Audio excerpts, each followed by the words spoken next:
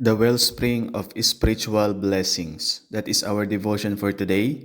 First Peter chapter 5 verse 5 to 6 is our scripture reading, and our key verse ay James chapter 4 verse 10. Humble yourselves in the sight of the Lord, and He shall lift you up.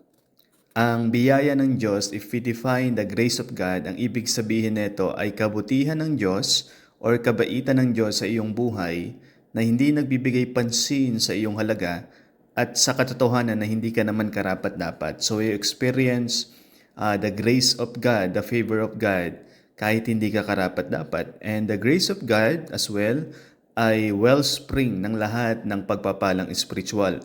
Ito ay bukal or ito ay fountain ng mga pagpapalang spiritual galing sa Diyos. So ang grace, ito ho ay nagbibigay at patuloy nagbibigay.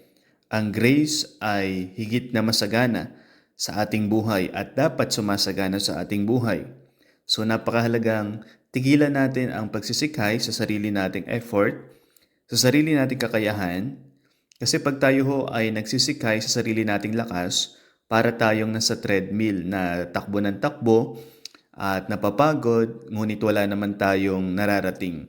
So napakahalaga matutunan nating lumakad or tumakbo sa biyaya ng Diyos, sa kayamanan ng biyaya ng Panginoon. So paano ho yun? Ano ang susi? Kailangan mong magpakumbaba sa harapan ng Diyos. That's why God giveth more grace to the humble. Yun po ang sabi rin ng Bible. So napakahalaga na masumpungan mo or maranasan mo yung buong biyaya ng Diyos kung ikaw ay magiging humble sa Kanya.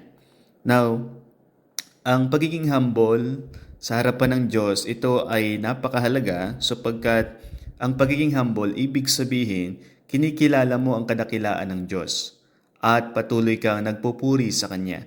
Patuloy kang sumasamba sa Kanya. And the more na nakikita mo na ang Diyos ay makapangyarihan, the more na nakikita mo ang iyong sarili na ibinababa ng Panginoon or nagpapakumbaba ka sa harapan ng Panginoon. So again, God gives grace to the humble. Hindi po ito para sa mga malakas, ito po ay para sa mga mahina. Hindi ito para sa mga taong tingin nila sa kanilang sarili, sila ay may kasapatan, kundi ito ay para sa mga taong may tiwala sa Diyos. Hindi ito para sa mga mayabang, ito ay sa mga taong mapagkumbaba ang Espiritu, ang biyaya ng Diyos.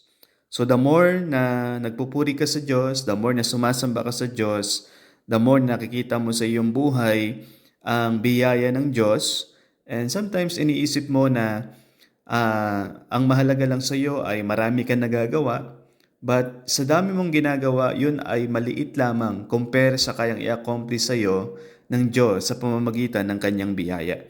Dahil ang biyaya ng Diyos ay nagdadirect, ang biyaya ng Diyos ay nagbibigay sa iyo ng empowerment. So napakahalaga na maging humble ka sa harapan ng Diyos. It doesn't mean hindi na bibigyan ng Diyos or hindi na mahalaga ikaw sa harapan ng Diyos.